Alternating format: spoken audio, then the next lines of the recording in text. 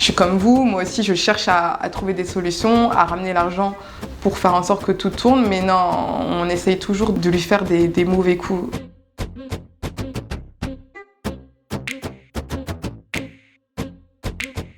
Je suis arrivée au Mali le 1er novembre 2018.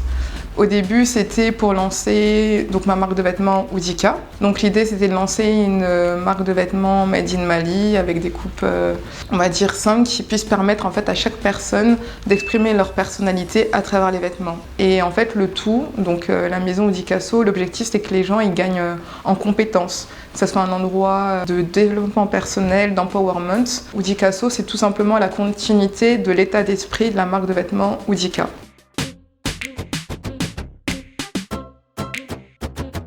Tout d'abord mon père, dans le sens où quand j'ai du mal à me lever le matin ou à commencer la journée, ou qu'il y a le côté un peu fainéantisme qui arrive, le côté de la flemme, en fait je me souviens que mon père pendant à peu près une quarantaine d'années, il se levait entre 4h et 5h du matin pour aller travailler. Et le fait d'y penser, en fait, ça me fait penser au fait que je peux pas ne pas me lever et aller faire ce que j'ai à faire.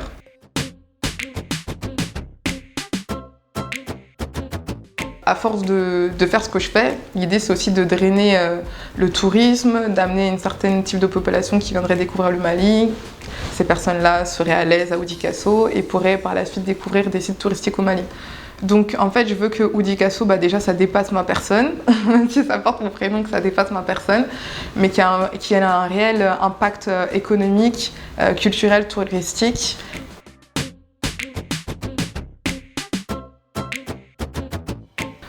Du fait d'entreprendre, où en fait quand j'ai eu du mal à payer mon loyer Oudikasso, je me suis dit mais comment je vais faire? Parce que clairement si j'ai plus de local Oudikasso, comment je vais continuer à exister et faire ce que j'ai à faire? Donc c'est ça, quand j'ai vraiment eu du mal à subvenir en fait, on va dire, à payer mes charges.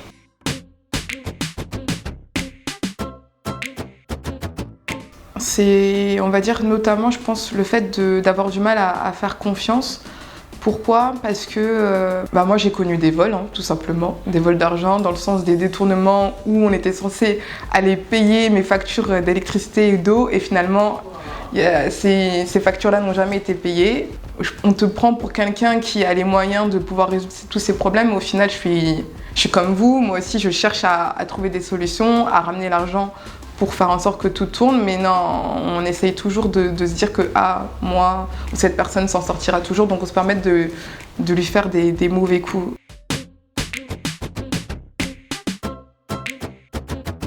Quand je pense à Donilab, j'entends Aïssatou Niaria là, avec Donilab, H24. Mais sinon, Donilab, mon histoire avec Donilab a commencé quand même avec Tidiane Bal. Quand je suis arrivée au Mali et que j'ai commencé, on va dire, mon parcours entrepreneurial, c'est la personne vers laquelle on m'a tournée pour mettre vraiment à plat mon projet, pour le penser. Mes premiers échanges avec lui étaient vraiment top. Il m'a un peu parlé de l'environnement entrepreneurial au Mali, il m'a montré les locaux, il m'a vraiment bien accueilli.